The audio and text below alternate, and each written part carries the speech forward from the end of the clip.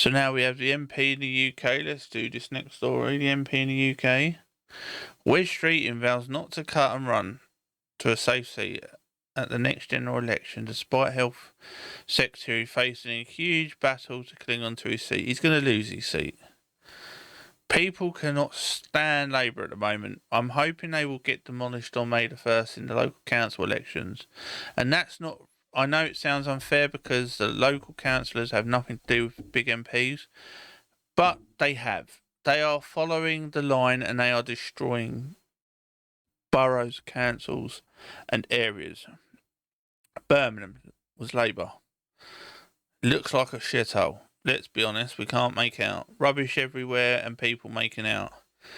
We've got, I think it was 4 their constituencies went bankrupt where they've spent over an extra 100 million in some places.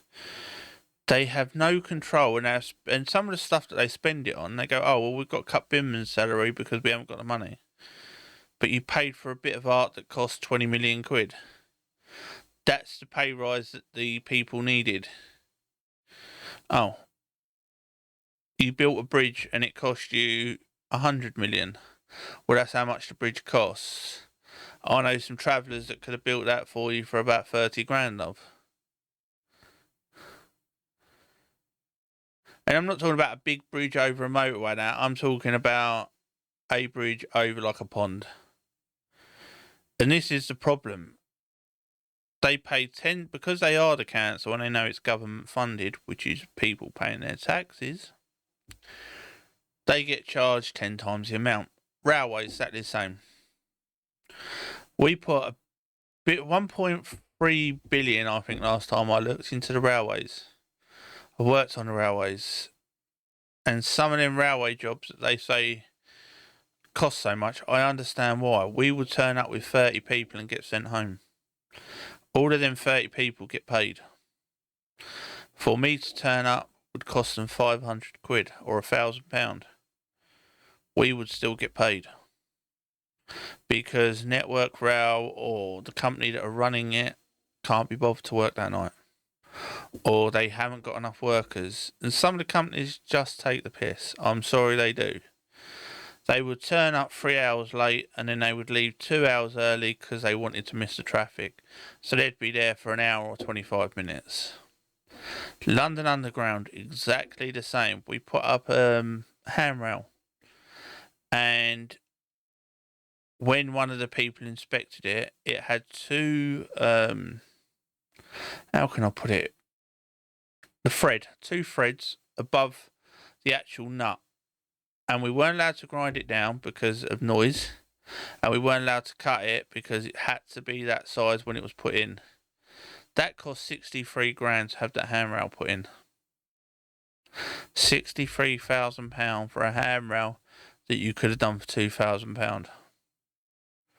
But with all the permits, all the legal forms and that, 65 grand. When we were scabbling the roof, which is taking the concrete off in the tunnels, we sometimes had tunnels where we could only work for an hour a night. So you'd have 100 men in a tunnel for an hour a night or 2 hours a night because they could only turn the rails off for that long. But you'd get paid for the whole night. And then they wonder why costs soar. We were supposed to be at I think it was Bounds Green or Finchley Road. We were supposed to be there for 4 weeks putting in a new roof. We was there for over a year. Doing the same job because they kept cutting us off at nights. We would come up and they would say, no, you can't work here tonight, we've got a train coming through. Even though the plans for the roof to be done was a year in advance. And then you wonder where your money's going to. You wonder why London Underground and that bankrupt all the time. And it would cost a fortune, and I'm not being funny, they say the companies do not make money. The company that I worked for at the time was going bankrupt.